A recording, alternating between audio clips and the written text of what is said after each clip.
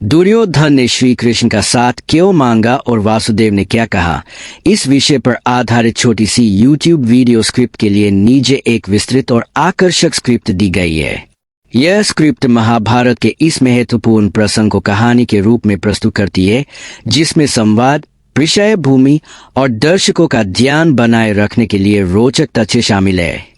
Script को हिंदी में लिखा गया है और इसे YouTube वीडियो के लिए उपयुक्त बनाया गया है, जिसमें समय समय पर दर्शकों से जुड़ने के लिए प्रश्न और कॉल टू एक्शन शामिल है। नमस्ते दोस्तों, स्वागत है आपका हमारे चैनल पर। आज हम बात करेंगे महाभारत के उस रोमांचक प्रसंग की जब कौरवों के सबसे बड़े भाई दुर्योधन ने भगवान श्री कृष्ण का साथ मांगा। लेकिन सवाल यह है कि दुर्योधन, जो हमेशा पांडवों का दुश्मन रहा, उसने श्री कृष्ण से मदद क्यों मांगी और वासुदेव ने क्या जवाब दिया? क्या श्री कृष्ण ने दुर्योधन की मदद की या फिर कुछ और हुआ? आइए इस कहानी को शुरू से जानते हैं। अगर आप महाभारत के दीवाने हैं तो लाइक बटन दबाएं और चैनल को सब्सक्राइब करें ताकि आप ऐसी और कहानियां मिस न करें। महाभारत का युद्ध नजदीक आ रहा था। कुरुक्षेत्र की धरती पर कौरव और पांडव अपनी अपनी सेनाओं को तैयार कर रहे थे।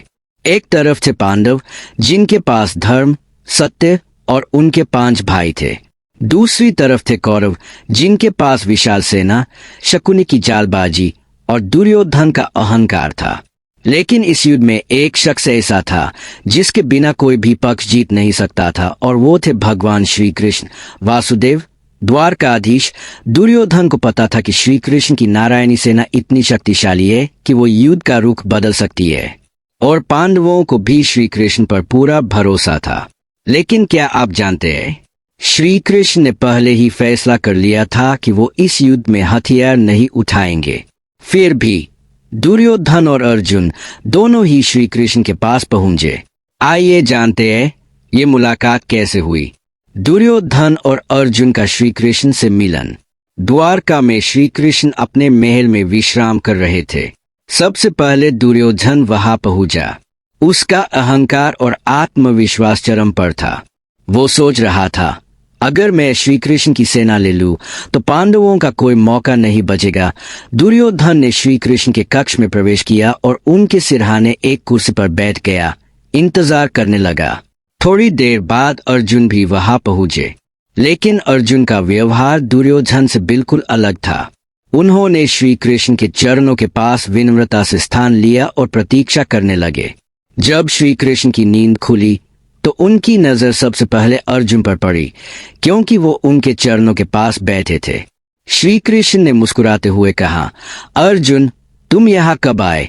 और दुर्योधन, तुम भी आए हो, बताओ क्या बात है? दुर्योधन गर्व से, वासुदेव, मैं पहले आया था, मुझे आपकी मदद चाहिए। कुरुक्षेत्र का युद्ध शुरू होने वाला है और मैं चाहता हूं कि आपकी नारायणी सेना मेरे साथ हो। अर्जुन विनम्रता से, कृष्ण, मुझे आपकी सेना से ज्यादा आपके मार्गदर्शन की जरूरत है। मैं चाहता हूं कि आप मेरे साथ रहें, भले ही आप युद्ध में हथियार न उठाए। श्री कृष्ण, दुर्योधन, अर्जुन, आप दोनों का स्वागत है, लेकिन मैंने फैसला किया है कि मैं इस युद्ध में हथियार नहीं उठाऊंगा। फिर भी मैं आप दोनों को एक विकल्प देता हूँ। एक तरफ है मेरी नारायणी सेना जो लाखों योद्धाओं से भरी है, दूसरी तरफ हूँ मैं अकेला, बिना हथियारों के।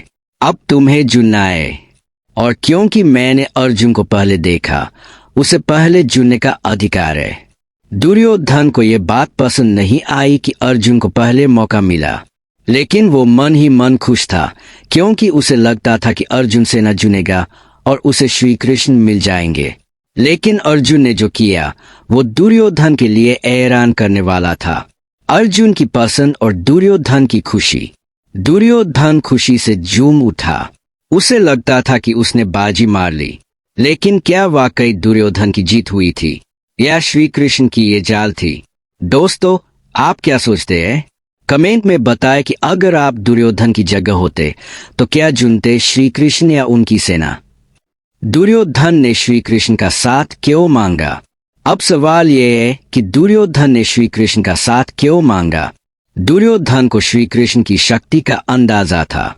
वो जानता था कि श्री कृष्ण की नारायणी सेना में अपार बल है, लेकिन दुर्योधन का अहंकार और उसकी गलत सोच ने उसे श्री कृष्ण के महत्व को समझने से रोका। महाभारत में दुर्योधन को कलयुग का अंशावतार कहा गया है। उसका लालच, अहंकार और पांडवों के प्रति जलन ही उसकी सबसे बड़ी कमजोरी थी।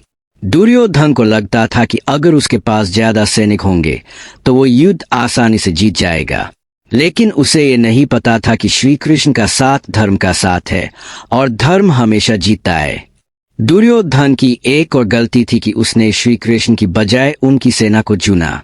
महाभारत में एक जगह कहा गया है कि दुर्योधन ने श्री कृष्ण की बातों को नजरअंदाज किया और शकुनी जैसे जालबाजों पर ज्यादा भरोसा किया। श्री कृष्ण का जवाब और उसका महत्व। श्री कृष्ण का जवाब दुर्योधन के लिए एक सबक था। उन्होंने दुर्योधन को साफ कहा कि युद्ध केवल सैनिकों की संख्या से नहीं जीता जाता। श्री कृष्ण जानते थे कि दुर्योधन का अहंकार ही उसका विनाश करेगा, और ऐसा ही हुआ। जब युद्ध शुरू हुआ, श्री कृष्ण अर्जुन के सारथी बने। उन्होंने गीता का उपदेश दिया, जो आज भी दुनिया भर में प्रसिद्ध है। दूसरी तरफ दुर्योधन की विशाल सेना धीरे धीरे कमजोर पड़ने लगी। श्री कृष्ण की चालें, उनकी बुद्धि और उनका मार्गदर्शन पांडवों के लिए सबसे बड़ा हथियार बन गया। एक रोचक बात, जब दुर्योधन ने नारायणी सेना ली तो श्री कृष्ण ने अर्जुन से मजाक में कहा, हार निश्चित है तेरी, हर दम रहेगा उदास। माखन दुर्योधन ले गया, केवल छाछ बची तेरे पास। लेकिन असल में वो माखन श्री कृष्ण ही थे, जो अर्जुन के साथ थे। इस प्रसंग से सीख। इस कहानी से हमें क्या सीख मिलती है? पहली बात, जीवन में कभी भी अहंकार को अपने ऊपर हावी न होने दे। दुर्योधन ने श्री कृष्ण की शक्ति को समझा, लेकिन उनकी बुद्धि और धर्म को नहीं। दूसरी बात, सही मार्गदर्शक का साथ आपको सबसे मुश्किल परिस्थितियों में भी जीत दिला सकता है। अर्जुन ने श्री कृष्ण को चुना और यही उनकी जीत का कारण बना। आज के समय में भी हमें अपने जीवन में सही गुरु, सही दोस्त और सही सलाहकार चुनने चाहिए। दोस्तों, आप अपने जीवन में किसे अपना श्री कृष्ण मानते हैं? कमेंट में जरूर बताएं। तो दोस्तों, ये थी दुर्योधन और श्री कृष्ण के उस ऐतिहासिक मुलाकात की कहानी। अगर आपको ये कहानी पसंद आई तो वीडियो को लाइक करें, अपने दोस्तों के साथ शेयर करें और हमारे चैनल को सब्सक्राइब करें। बेल आइकन दबाना न भूलें ताकि आपको हमारी अगली महाभारत कहानी की नोटिफिकेशन मिले। अगले वीडियो में हम बात करेंगे कि कैसे श्री कृष्ण ने कुरुक्षेत्र में पांडवों की रक्षा की। तब तक के लिए जय श्री कृष्ण। नमस्ते।